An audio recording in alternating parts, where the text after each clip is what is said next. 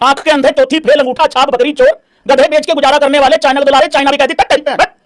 China वालों ने भी उर्दू में गाली निकाली है गूगल से ट्रांसलेट। यार गलती हो गई, घर वालों ने भी बहुत बोल दिया है और घर पे अब हमारे आटा भी नहीं आ पा रहा है, आटा भी नहीं है, दूध तो खैर हम लोग पीते ही नहीं है, दूध कहाँ से पियेंगे, गाय भैंस तो सब मार ही देते हैं। तो इन्होंने कहा भैया वो भी नहीं है हमारे पास पाकिस्तानियों के पास और ना हमारे पास आटा रह गया है, तो यार अब गुजारा कैसे होगा। तो अब ये दोस्तों भीख मांग रहे हैं, चरणों में गिर रहे हैं, माफी मांग रहे हैं, यार हमें माफ कर दे भाई साहब। सरदार के नागरिकों, खास करके वहां के बच्चे, ये मोदी की बात कान खोल करके सुन लो, रोटी खाओ वरना मेरी गोली तो आएगी। माफ नहीं करना है, माफ नहीं करना है, इनको इनकी औकात याद दिलानी है।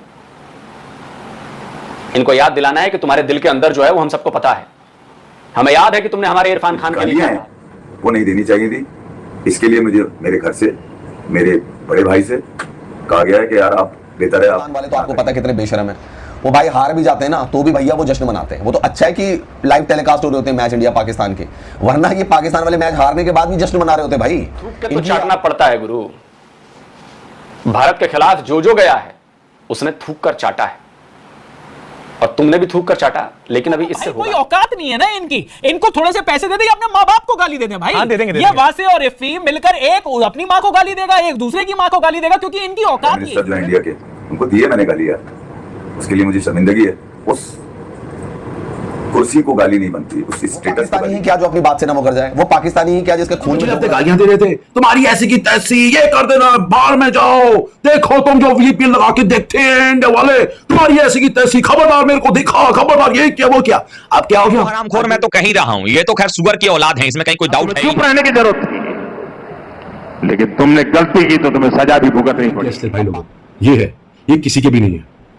आपकी आंखें खुलना बहुत जरूरी है। I'm sure तुम्हारी ऐसी की तैसी, निकलो तुम्हारी ऐसी की तैसी। तो ऐसी की तैसी जो है भाई इनकी ऐसी तो हाथ जोड़ा यार। नहीं फिर भाई बात मैं 5-6 दिनों से तुम्हारे अंदर से यार आप ये देखें नहीं यार, ये काम करने आतंकवाद के ठिकानों को मिट्टी में मिला। भाई आप ये क्यों कह रहे हैं यार? मैं 140 करोड़ आवाम को ये बता रहे हैं कि ऑपरेशन सिंदूर पॉज हुआ है, ऑपरेशन सिंदूर रुका नहीं है, और इस वक्त पूरे पाकिस्तान को नरेंद्र मोदी प्रोवोक कर रहे हैं, पाकिस्तान की लीडरशिप को प्रोवोक कर रहे हैं, और वो जो नैरेटिव इंडिया के अंदर बिल्ड करना चाहते हैं उसको प्रूव करना चाहते हैं कि पाकिस्तान जो है उसी तरह से रिएक्ट करे जिस तरह से मोदी साहब चाहते हैं। कड़वा है ये दोनों है, वो सब चल रहा था। नहीं, नीम का पत्ता कड़वा है। ये पाकिस्तानी यूट्यूबर एक नंबर का भाई, इतना प्यार दिया इन लोग को, इतना इन लोग को समझाया, मतलब इनकी बात करी यहाँ पे। नस्ल ऐसी है। 10,000 का मोबाइल 5वीं पास, पाकिस्तान में वो बन जाता है जर्नलिस्ट यूट्यूबर। तो ये तो इनकी हालत है उनके वीडियो पे 125 के से 15,000 से 5 के, जिनकी वॉचिंग 20-20 हजार की होती थी, 200 लोग ना देख रहे हैं उनको आज की डेट में भाई।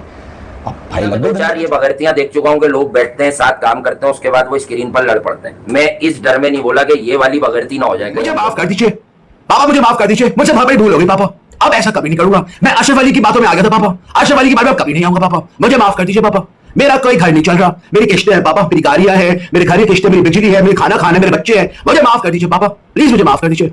तो ये कराची के 2 बंदे हमसे माफी मांगो। घरों तक लेके गए वहां से भाई, इफ्फी भाई से इतना प्यार करते हैं, आपको प्यार करते हैं, हम प्यार करते हैं। मुझे कब से जानते हो ये बताओ? मैं तो जानता हूँ, ये तो उतना पुराना नहीं जानते ना, मैं तो बचपन से जानता हूँ। तो जब कल मैं ये कर रहा था तुमने कल क्यों नहीं मेरी जबान पकड़ी यार? तुम हाथ जोड़कर माफी मांग रहे हैं, गलती हो गई भाई साहब, गालियां थी उसमें, ऐसा था वैसा था, क्योंकि इंडियंस ने फिर पकड़कर इनको रेलना शुरू किया, इनको ठोकना शुरू किया। जो बाहर हमारे इंडियंस हैं, जहां पर इनके चैनल्स दिखते हैं, वहां पर ठोकना चालू किया हमारे इंडियंस ने। तब इनको समझ में आया, अरे यार हीरो तो हम बन गए, जोश जोश में हमने कर तो दिया, लेकिन भाई जैसे पूरा पाकिस्तान पिटा वैसे अब हमारी पिटाई हो रही है। आगे जब नहीं था तुम्हारे अंदर तो फिर क्यों, मतलब क्यों चल रहे थे इतना, जब तुम्हें पता था कि तुम्हारा धंधा पानी इंडिया के बिना नहीं चल सकता। जय हिंद, वंदे मातरम। दोस्तों स्वागत है आपका और एक नई वीडियो में। दोस्तों पाकिस्तानी यूट्यूबर्स आज घुटने टेक कर भारत की माफी मांग रहे हैं। दोस्तों ये वही यूट्यूबर्स है जो भारत के एयर स्ट्राइक के बाद भारत को और मोदी सरकार को गालियां बक रहे थे। तो दोस्तों इनको आज आटे दाल का भाव पता चल गया है। दोस्तों वैसे तो इनके चैनल भारत में बैन है, लेकिन ये भारत के जो ओवरसीज व्यूअर्स है उन्होंने भी इनको अच्छी तरह से सबक सिखा दिया है। तो दोस्तों आइए देखते हैं इस वीडियो में पाकिस्तानियों का रिएक्शन। वीडियो को अंत तक देखिए, मैं मिलता हूं आपको वीडियो के अंत में। तो तक लेके गए वहां से भाई, इफ्फी भाई से इतना प्यार करते हैं, आपको प्यार करते हैं, हम नहीं प्यार करते हैं। मुझे कब से जानते हो ये बताओ? मैं तो जानता हूँ, ये तो उतना पुराना नहीं जानते ना, मैं तो बचपन से जानता हूँ। तो जब कल मैं ये कर रहा था तुमने कल क्यों नहीं मेरी जबान पकड़ी यार? तुम मेरी जबान पकड़ने की बात नहीं है, मैंने कहा पता नहीं आप किसमें, मैंने 2 दफा बोला चले ये तो हो गया, आप क्रिकेट पे आते हैं। आपकी आइडेंटिटी क्रिकेट है, लोग आपको मानते हैं। वो गालियां हैं वो नहीं देनी चाहिए थी।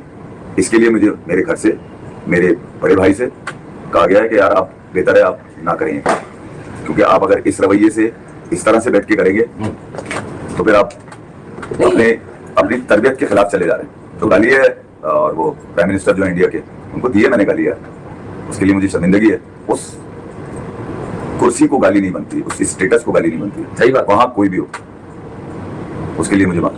बाकी जहां तक मेरे लोगों की बात रही तो मेरे लोग मुझसे इंटैक्ट है। बिल्कुल, ये मेरी एक असल जो आप मुझे कह रहे हैं ना, तुमने नहीं, ये दर्द क्या है वो यही बोल रहे हैं जो मेरे पास जिनके मैसेजेस हैं। देखो यार, गंदे दो चार हटा के वो ये बोल रहे हैं कि यार हम तो इनसे इतना प्यार करते थे। आप इन्हें समझाए नहीं क्या हो गया। वैसे कभी मैंने किसी चीज को ये कहा कि हम इस पे बात नहीं करेंगे, नहीं करेंगे। अरे हम अगर बात करके शो करते तो ये आप कहते क्या करते? तुमने कब मुझे कहा कि भाई बात कर लें शो? कुछ नहीं, हम तो आपस में ये पहले हम जरूर देखते थे इस न्यूज, अब हमें पता ही होता है कौन सा इवेंट चल रहा है। तुमने मैच ही देखते हैं। ये तक दोबारा मुझसे नहीं पूछा भाई आप ये क्यों कह रहे हैं?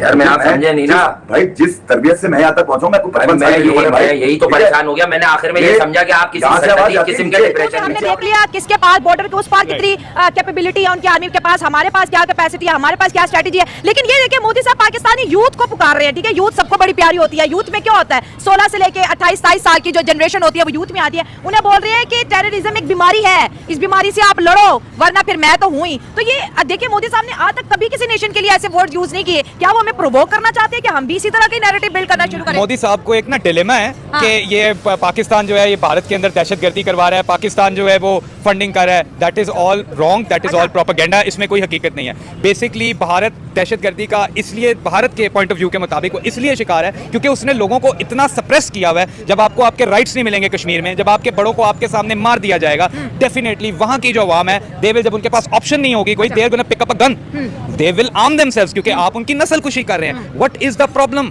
प्रॉब्लम की कॉज पे नहीं आ रहे। ये कह रहे हैं ये पाकिस्तान कर रहा है, ये पाकिस्तान कर रहा है। What is the cause of that problem? The cause is Kashmir. जो कश्मीरी लोगों का हक है वो उनको दिया जाए, कश्मीर पे जुल्म ना किया जाए।